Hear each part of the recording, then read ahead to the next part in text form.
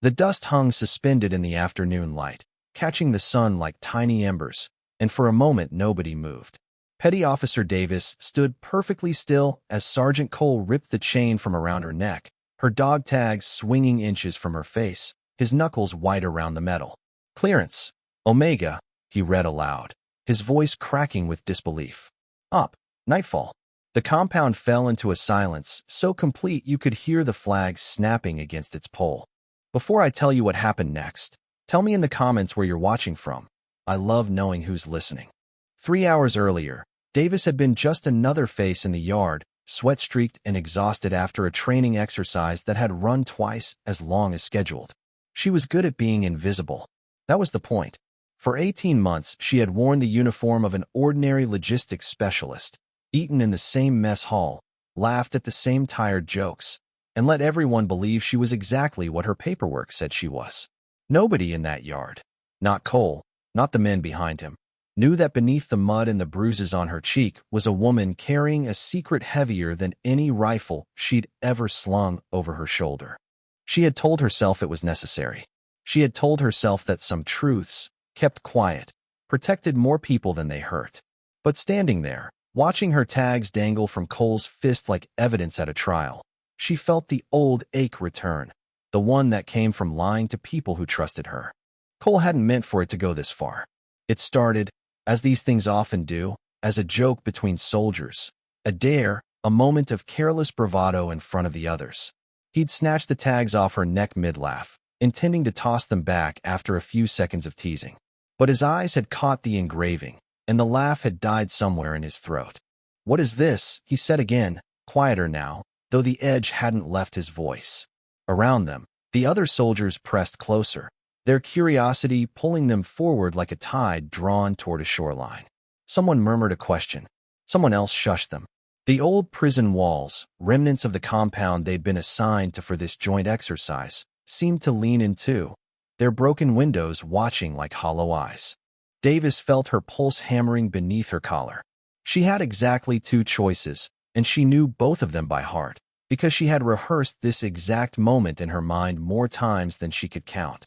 She could lie, tell him it was a mistake, a training designation, nothing worth the fuss.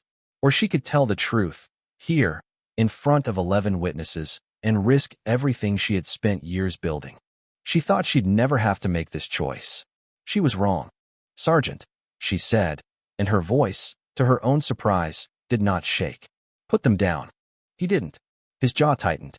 "Omega clearance doesn't exist for someone with your rank. I've been in this man's Navy for 9 years, and I've never—" He stopped himself, some old instinct for discipline warring with his shock. "Who are you?" It was a fair question. It was, in fact, the only question that mattered.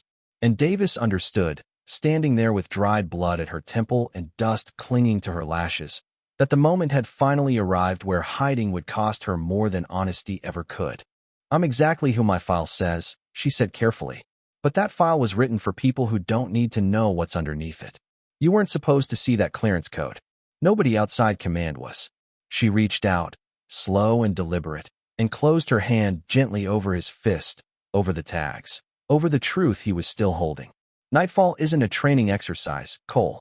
It's the reason this base still exists."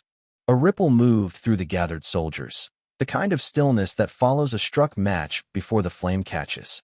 Somewhere behind them, a radio crackled, and the distant guard tower's rotating light passed briefly over the group like an eye blinking awake. Cole's grip finally loosened. The tag slipped from his fingers into her open palm, warm from his hand. For a long moment he only stared at her, searching her face for the deception he'd expected and finding none. 3 weeks ago, Davis said quietly, so only those closest could hear, this compound was flagged for a security breach nobody wanted to admit was real. I was sent an undercover of routine assignment to find out who was feeding information outside the wire. I found him. It wasn't pleasant. It isn't finished. She held his gaze. I couldn't tell you because the risk wasn't just to me. It was to everyone standing in this yard. The moral weight of it settled over the group like humidity before a storm. The uncomfortable truth that protecting people sometimes means deceiving them. That trust and safety don't always walk the same road. Cole exhaled, long and slow, the anger draining out of him and leaving something closer to respect in its place. "You should have told someone," he said, but softer now. "I'm telling you now," she answered, "because you earned it." He nodded once, stepped back, and to the astonishment of everyone watching, offered a slow, deliberate salute. A gesture the others followed a heartbeat later, one by one, until the whole yard stood in quiet unity around a woman they'd misjudged completely.